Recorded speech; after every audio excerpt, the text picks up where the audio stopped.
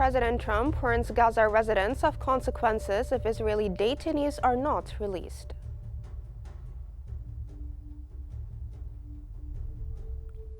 South Korea and the United States set to begin their annual Freedom Shield military exercises.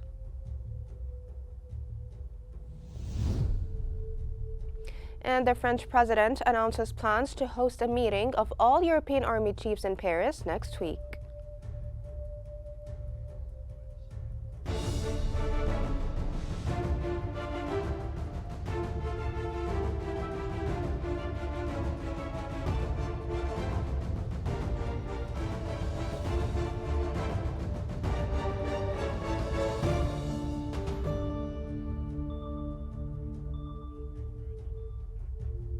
It's 10 a.m. Cairo local time, and you're watching Qnews. We begin today's bulletin with the latest developments in Gaza.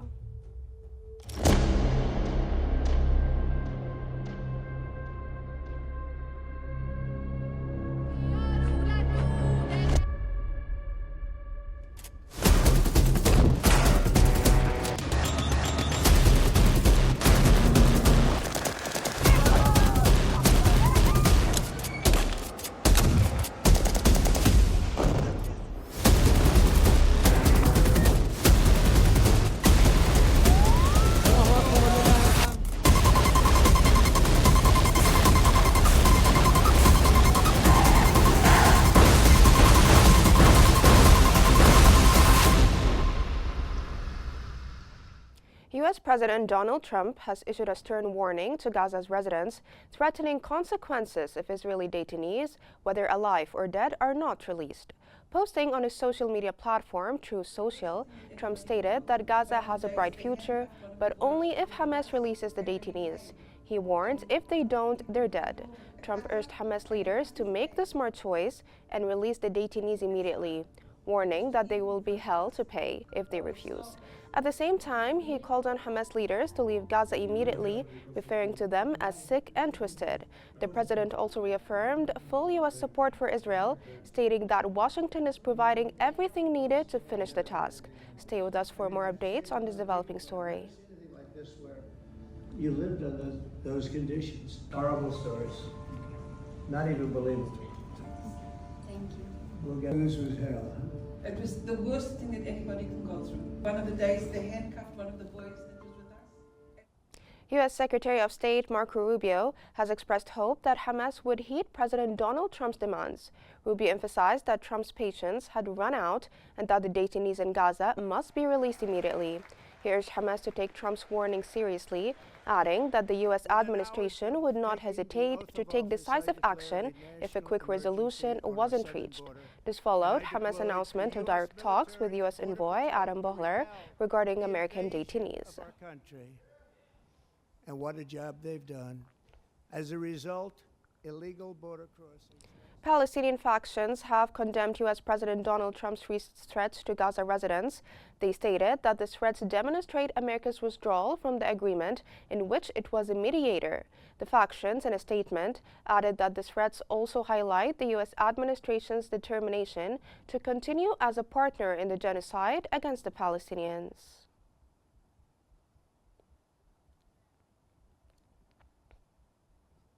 Israel has raised concerns over secret U.S. negotiations with Hamas officials in Qatar, questioning their effectiveness. Under President Donald Trump, the U.S. is engaging in talks aimed at securing the release of American detainees in Gaza, including both living and deceased hostages.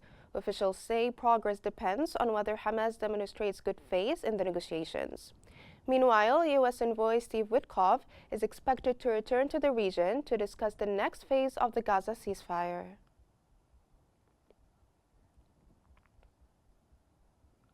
The UN Security Council has held a closed session on the Middle East, receiving a briefing from Sigrid Kaag, the UN's Gaza Reconstruction and Humanitarian Coordinator.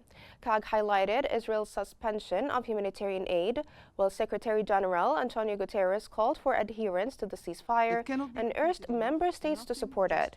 The 5 European members reaffirmed Guterres' call to allow aid into Gaza and urged Israel to meet its international obligations under humanitarian law. First phase of the ceasefire, including the release of 34 hostages.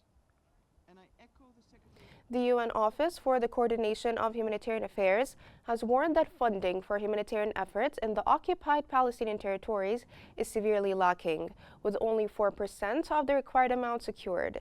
UN spokesperson Stefan Dujarric emphasized Gaza's dire needs, exacerbated by the closure of crossing points and the resulting threat to food security. Schools also face challenges reopening, with the lack of supplies and inadequate facilities affecting educational activities. OCHA tells us that food security in Gaza is at risk of worsening. Humanitarian partners warn that if 2 Palestinians, including a 9-year-old girl, were injured by Israeli occupation forces during their raid on the village of Qasra, south of Nablus in the West Bank. According to the Palestinian Red Crescent in Nablus, the child was shot in the head and a young woman was also injured by a bullet to the head. Israeli occupation forces raided the village, firing live bullets and tear gas, sparking clashes in the area. That comes as the Israeli forces continue their operations in West Bank cities and refugee camps, carrying out violations, forced displacement of Palestinians, and destruction of homes.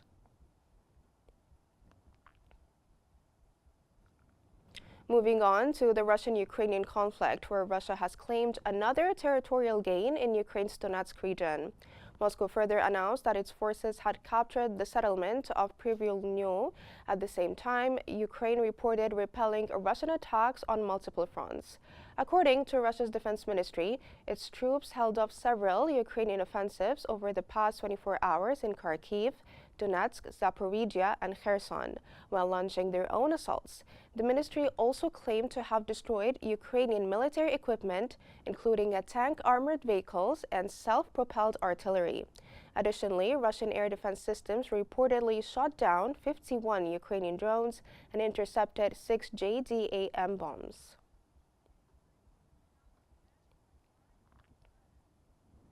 Ukraine and the United States are in discussions on steps towards peace. Head of the Ukrainian President's office, Andriy Yermak, announced on social media that he had a phone conversation with U.S. National Security Advisor Mike Waltz to discuss efforts toward a just and lasting peace. The call followed a statement from Ukrainian President Volodymyr Zelensky in which he said Ukraine is ready to engage in negotiations as soon as possible to bring lasting peace closer. Yermak further confirmed that both sides also exchanged views on security issues and coordination within the framework of U.S.-Ukraine relations. He added that Ukrainian and U.S. teams are set to meet soon to continue these discussions. Meanwhile, Waltz stated that the U.S. is actively working to advance negotiations, including talks on a minerals agreement and a potential peace deal with Russia.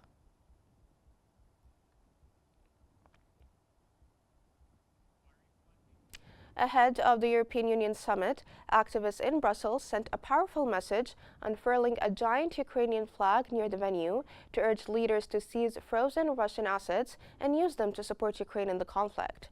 Meanwhile, the European Commission has proposed borrowing up to 150 billion euros to fund a rearmament plan amid growing concerns that Europe can no longer rely on U.S. protection. Tensions also flared last week between U.S. President Donald Trump and Ukrainian President Volodymyr Zelensky over differing approaches to ending the war. While Zelensky is pushing for strong security guarantees, the Trump administration has embraced a diplomatic approach with Russian President Vladimir Putin. Following the clash, European leaders were quick to reaffirm their support for Ukraine.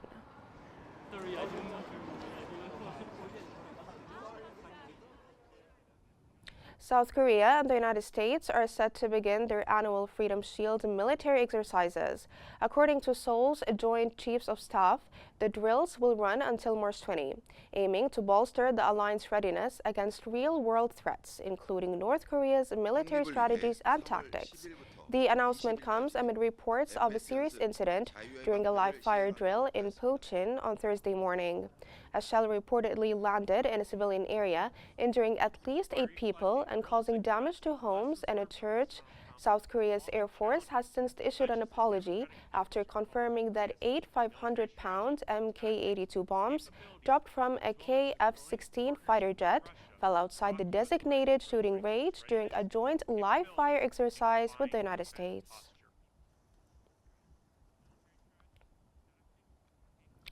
French President Emmanuel Macron has announced plans to host a meeting of all European army chiefs in Paris next week, emphasizing the need for Europe to prepare for the future where the United States may not be its side. In a televised address, Macron stated that he would like to believe that the United States will stay with France, but they must be ready if that is not the case.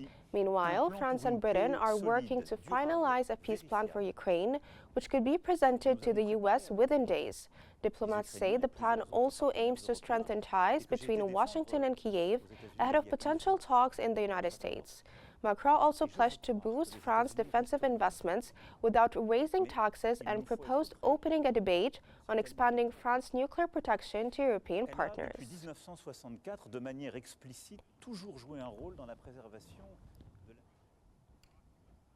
Tensions has flared in Buenos Aires as police clash with Argentine retirees protesting against government policies.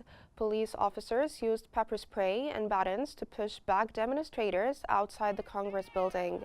The retirees, joined by supporters, were rallying against President Javier Milei's measures, including his veto of a pension reform and cuts to medication benefits.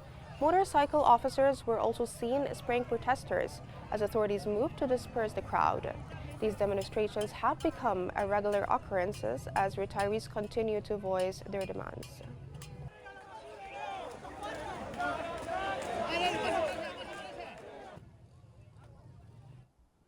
For the first time in 15 years, an execution by firing squad is set to take place in the United States. South Carolina death row inmate Brad Sigmund is set to be executed by firing squad this Friday, March 7, for the 2001 baseball bat murders of his ex-girlfriend's parents in Greenville Country. His final hours will be spent at the South Carolina Department of Corrections, where he will receive his last meal before execution. Sigmund's attorney, Gerald Bo King, sought a delay to review lethal injection drugs, but the state Supreme Court rejected the appeal, leaving Sigmund with only one option. His lawyers say he feared the electric chair or lethal injection wouldn't ensure an immediate death.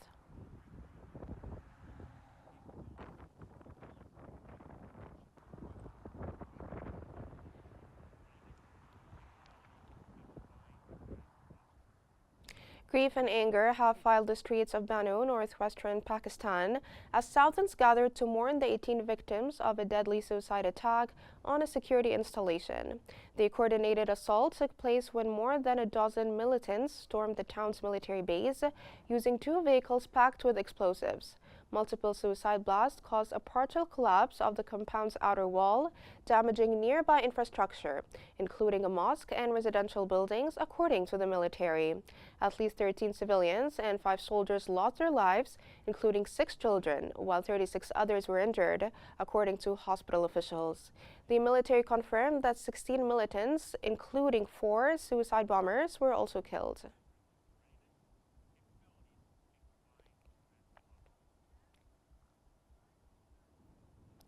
Thousands gathered outside Greece's parliament as lawmakers debated a censure motion against the government over the country's deadliest train disaster. Demonstrators, including students, families, and workers, held a moment of silence before releasing lanterns into the sky in memory of the 57 victims. On the pavement, candles were arranged to form the number 57, symbolizing those lost in the tragedy. The center-left PASOK party, along with other opposition groups, submitted the censure motion against Prime Minister's government, accusing it of dodging responsibility, failing to address critical safety issues, and covering up evidence. Last week, hundreds of thousands took to the streets on the 2nd anniversary of the rail disaster, demanding justice for the victims.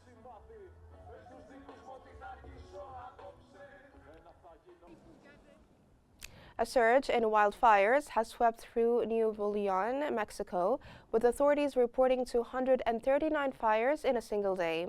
During a press conference, Governor Samuel Garcia has confirmed that the fires, which broke out mostly in vacant areas, have caused damage to electricity towers. Officials say the blazes were triggered by a cold front moving into the region during an extremely dry period, creating the perfect conditions for the fires to spread. So far, no fatalities have been reported, but air quality has deteriorated significantly. Authorities continue to monitor the situation as efforts to contain the fires are underway.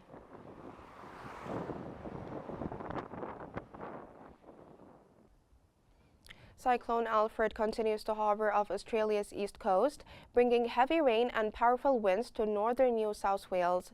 Footage showed fierce winds whipping through trees and rough waves crashing onto the shores of New Brighton.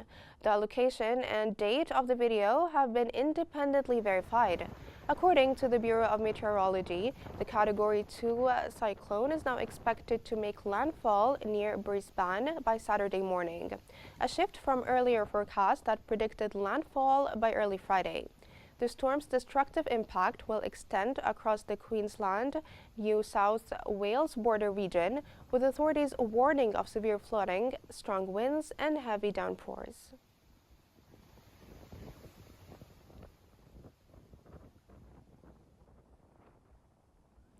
For the first time in centuries, beavers have been reintroduced into the English wind. 2 beavers from Scotland were released, marking a major milestone in conservation efforts. One beaver was seen leaving its cage and heading straight for the water, a symbolic moment for environmental restoration. Experts say the return of beavers is crucial for revitalizing rivers and wetlands, helping to tackle environmental changes and support national biodiversity goals. However, not everyone is celebrating. Some farmers and landowners fear that the rodents could flood fields and damage farmland.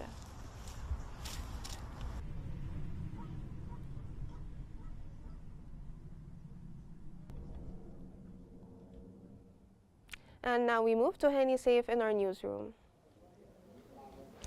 Thank you, Selma. Ladies and gentlemen, now it's time for all the economic and financial updates happening from all around the world, so stay tuned.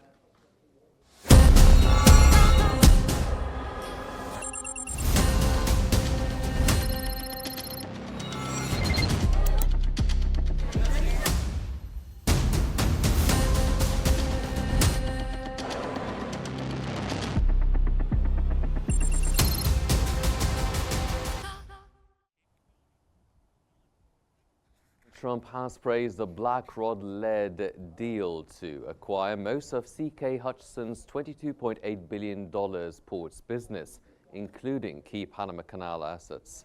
The deal will give the U.S. consortium control of key Panama Canal ports, amid White House calls to remove them from what it says is Chinese ownership. The move aligns with U.S. efforts to reduce Chinese influence over strategic infrastructure. In response, Panamanian President Jose Raul Molino dismissed Trump's claims, stating the canal is Panamanian and will continue to be Panamanian. The deal includes a 90% stake in Panama Ports Company, which has operated Balboa and Cristobal ports for over 20 years.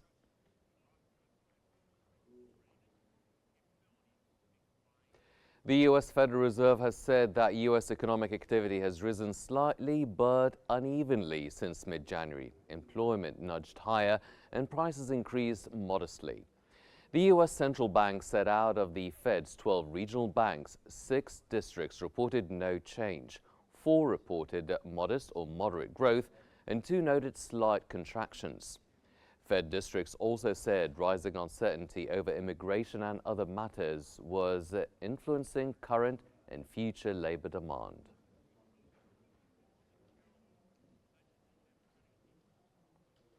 Executives from mid-sized U.S. industrial companies have urged lawmakers to enforce stricter trade laws against Chinese firms by passing tariffs. Speaking on Capitol Hill, they backed the Bipartisan Protecting American Industry and Labor from International Trade Crimes Act, which seeks tougher prosecution of duty evasion. The bill's reintroduction comes as President Donald Trump escalates tariffs on China, Mexico, and Canada. China's embassy declined to comment.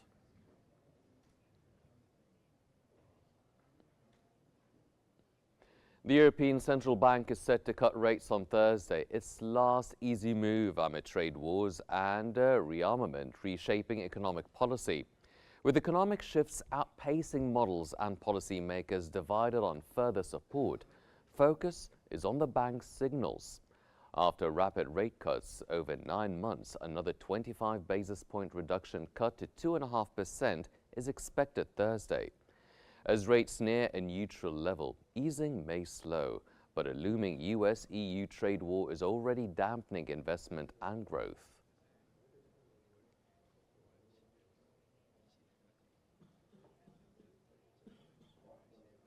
Goldman Sachs has raised Germany's growth forecast, citing higher military and infrastructure spending, and upgraded the euro area outlook.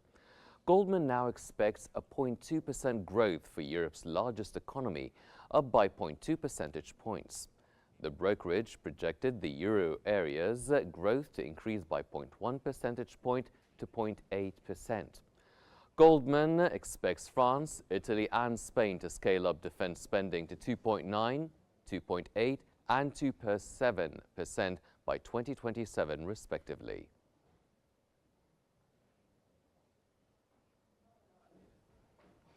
These are all the economic news we have for now. Selma, back to you. Thank you, Hani. And that brings us to the end of our news bulletin. Here's what we've been covering. President Trump warns Gaza residents of consequences if Israeli detainees are not released.